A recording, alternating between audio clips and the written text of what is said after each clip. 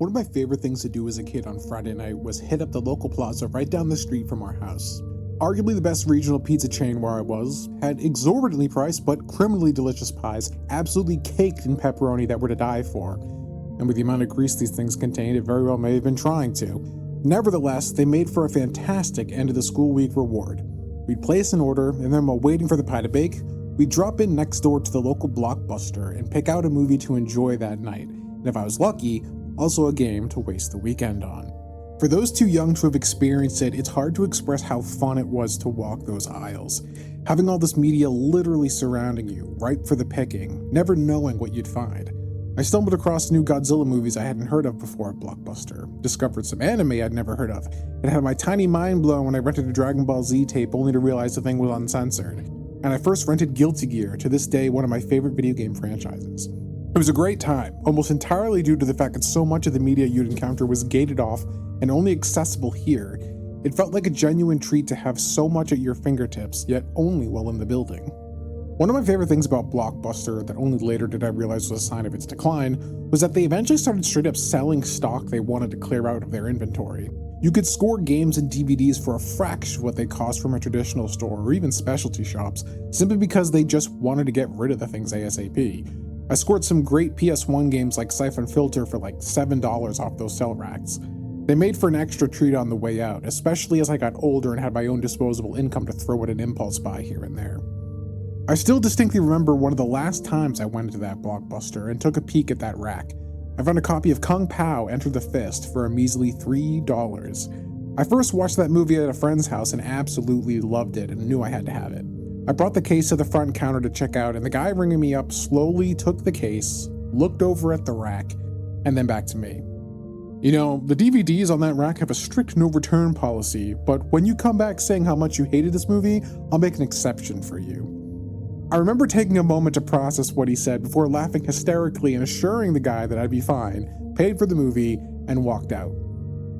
It's interesting contrasting the entire experience of going to a video store with how we interact with media today, endlessly scrolling through our feeds on YouTube or Netflix. I'm not so boomer-esque and I have the benefits of digital media or streaming. If nothing else, the amount of raw space my Plex server saves me over having that collection physically is a godsend.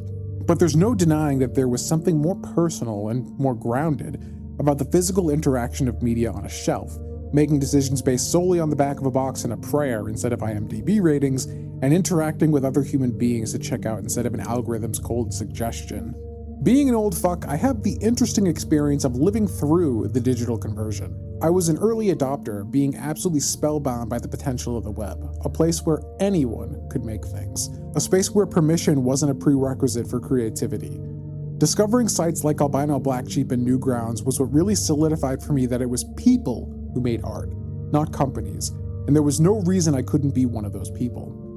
I could make things too, and I didn't need someone to allow me to do it anymore. The cacophony of stuff that permeated the internet was the key to its appeal.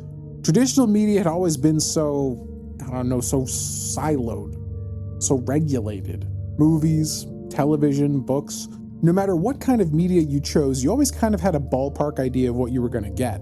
They all had a certain degree of polish and focus-tested gloss. But online, you never knew what you were going to find. People could make whatever they wanted, and they did. Stuff was weird, stuff was raw, stuff was unlike anything you'd seen before, and it destroyed your expectations for what entertainment could be. It was a revolution. For the first decade of my experience with the web, the idea of making money was mostly an afterthought. The novelty of being able to cultivate an audience from your bedroom was the driving force of creating for so many for so long, myself included. Sure, banner ads could make some people some money, but it wasn't really a thing for the vast majority of people. The bar to profitability was much higher and the friction to get to that point a lot rougher, so the motivations of creators at the time were a lot different than they are today. Novelty really was the ruling motivation. The mere fact that these things could suddenly exist was reason enough to put in the effort. That kind of energy is all but gone today, relegated to a small, barely acknowledged corner of the web. Things have gotten so corporatized, so monetized, and so normalized that the landscape of the web today feels much closer to the traditional media landscape we were all running away from in the mid-2000s. The last decade has been a death of a thousand cuts as business gets more and more intertwined with the very building blocks of the modern web. Tech companies are now the most powerful entities on the planet, their will bringing entire governments to their knees. The first really big shift, in my opinion, while social media was certainly one, came with the advent of the iOS App Store.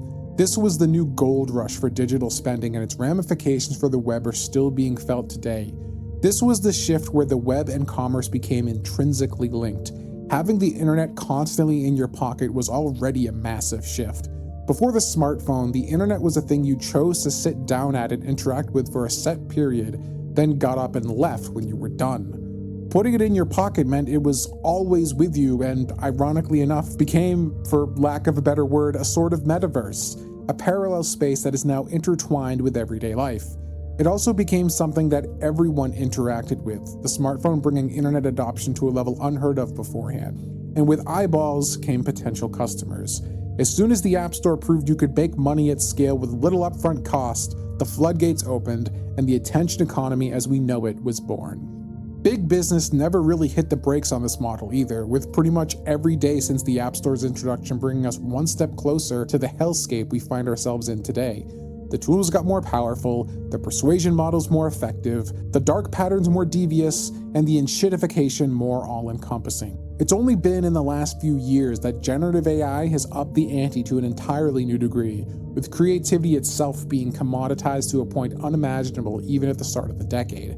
And now, barely 5 years later, we're already staring down the barrel of an internet with more generated content than curated expression. Tech companies have pulled off the ultimate creative coup, hoovering up everything their platforms had cultivated in order to sell an empty facsimile back to us, all the while making the very people who allowed them to siphon their billions obsolete. There's a special corner of hell waiting for these ghouls, and I'd love to personally send them there. And now, it feels like we're in the end game. Corporations and governments working together to sanitize the entire space, making it as regulated as the traditional media that it was revolt against, primed to only serve us the sanitized, generative slop and deny us anything troublesome, anything with a soul. The ubiquity of their platforms they lulled us all into submitting to is now being leveraged to control and monitor us all, and the powers that be are hoping that we're all too dependent on this infrastructure to resist them leveraging the platform to finish intellectually domesticating their populace. They want to end anonymity, crush dissent, and weed out any kind of art that might have you rub some neurons together in a way off their narrow intellectual reservation. Make no mistake, this is the annihilation of culture, to be supplanted by hollow, calculating capital. Well, I say, fuck that noise. It'll be a cold day in hell before I become a passive consumer of algorithmically generated slop ejaculated into my digital trough after willingly handing over my personal identification to predatory con men that should be tried for crimes against humanity. Every breath these fuckers take is an insult to my intelligence. Mark Zuckerberg, Sam Altman, Sundar Pichai, Tim Cook, Satya Nadella, Jeff Bezos, and every fucking private equity scumbag that funds them can choke on my fucking cock. I don't know their names yet, but if this is the direction we're moving in, you can be damn sure I'll learn them and curse them out at every opportunity. These people have fetishized the manufactured obsolescence of the human being, and I'll be damned if I go quietly into the night in the face of the destruction of everything I hold dear. Human creativity has long been bolstered by technology. Don't take me for a Luddite. But the intent behind this new technology, despite their bullshit PR, isn't to empower, but to devalue. It's to take everything you have as a laborer and mechanize it, to rob you of what little leverage you have left in the marketplace so they can subject you to even worse conditions while dangling the keys of algorithmically optimized dopamine generators to keep you docile and controlled. I'd sooner die than let the platform that made me who I am sucker me into capitulation with the false promise of endless convenience. They want to replace my creativity with AI? They want to make it so the only thing I have of value is my manual labor? Fine, let's play that game. If all I have is my manual labor, then labor I will. I'll build my own website, I'll create my own products, I'll build my own distribution channel, and I'll cultivate my own audience, unmolested by your tainted technology. In a world of AI, I'll be unapologetically human, no matter how much blood, sweat, and tears it takes, no matter how comparatively inefficient it is or how much more limited my reach becomes. I'd rather have 1,000 true fans who have found my work out of genuine interest than a million mindless drones being served for the benefit of your advertising partners. There was a time when getting 100,000 subscribers and a silver plaque was a thing I'd have respected, had been proud of, a way of showing how I succeeded on my own terms. That dream is dead, as dead as the internet these companies are busy cultivating. After I assured that clerk I'd seen Kung Pao before and would like it, he actually laughed too, and we had a brief but genuine moment of connection over how differently we could both see the same piece of media. We both walked away with a smile on our face, even though it was from a disagreement. I've often thought back on that interaction, how much differently it would have gone as an interaction on Twitter, a back and forth of passive-aggressive comments on taste in films, or a vague tweet insulting people's taste in movies. No joy would have been had, no connection made. The ambiguation of the screen blinding everyone involved with the humanity and the humor of the moment. Maybe it's me just getting old, really old, but I can't help but wonder how many moments like that have been lost because of my time being monopolized by spending so much of it online. And in service of what? Everything I loved about this space is gone now. It's as cold and uninviting as the algorithms that power it. Maybe my retreat back to the physical is a fool's dream. Maybe it won't actually solve the problems I'm looking to alleviate. Maybe the drawbacks I've distanced myself from for so long will be far more cumbersome than I remember. Maybe the scale needed to succeed in this current economy is impossible to cultivate this way.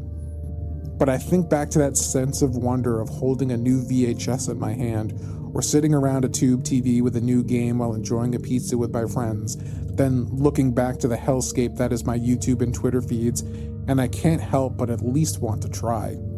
To have my work be the center of that experience for someone else would be a true victory for the kind of creative expression I've always longed for.